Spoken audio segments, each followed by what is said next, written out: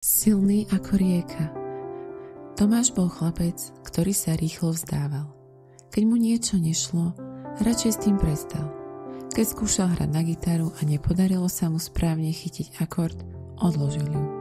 Keď sa učil kresliť, ale obrázok nevyzeral tak, ako si predstavoval, zmačkal papier a vyhodil ho. Keď ho spolužiak porazil v behu, povedal si, že už nikdy viac nebude súťažiť.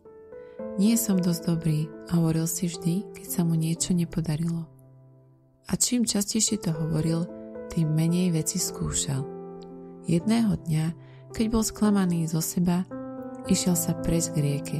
Sadol si na breh a hodil kamienok do vody. Pozoroval, ako sa vlny šíria po hladine, až kým ich prúd rieky neodniesol. Po chvíli prišiel k nemu starý rybár, ktorý sedával pri rieke každý deň a v tichosti pozoroval jej tok. Vidíš tú rieku? Spýtal sa rybár. Tomáš prikývol. Samozrejme, tečie ako každá rieka. Rybár sa usmial. Vieš, že táto rieka bola kedysi len malým potôčikom? Začínala ako tenký pramienok vody vysoko v horách. Na ceste narazila na kamene, korene a bahno, ale nikdy sa nezastavila. Keď nemohla ísť rovno, našla si inú cestu.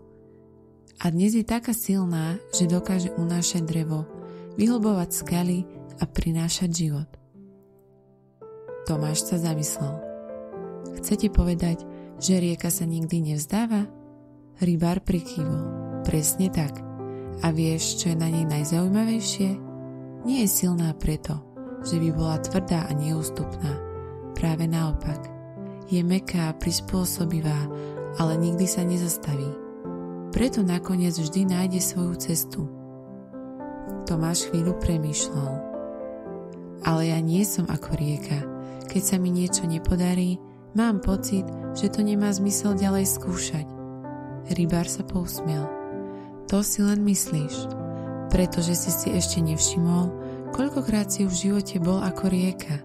Spomeň si, keď si sa učil jazdiť na bicykli. Prvýkrát si spadol, druhýkrát tiež, ale nevzdal si to však? Tomáš prikývol. To je pravda. Skúšal som to znova, až kým som to nezvládol. Vidíš? Povedal rybár. Každý z nás je ako rieka. Niekedy si to len musíme pripomenúť. Keď narazíš na prekážku, neznamená to, že máš skončiť. Znamená to, že si našiel niečo, čo stojí za to skúsiť inak. Tomáš sa usmial. Možno má rybár pravdu. Možno keď narazí na problém, nemusí sa hneď vzdať, ale skúsiť iný spôsob. Možno nemusí byť hneď dokonalý, ale ak vydrží, bude silnejší. Keď sa vrátil domov, vytiahol zo skrine gitaru. Skúsil zahrať akord, ale opäť sa pomýlil. Tento raz ju však neodložil. Skúsil to znova a znova. A hoci to stále nebolo dokonalé, vydržal.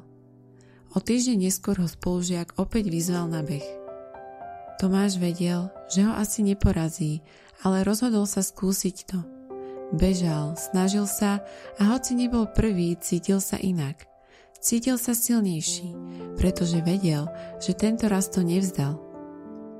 Odvtedy, keď mu niečo nešlo, spomenul si na rieku. A namiesto toho, aby sa vzdal, hľadal cestu ďalej.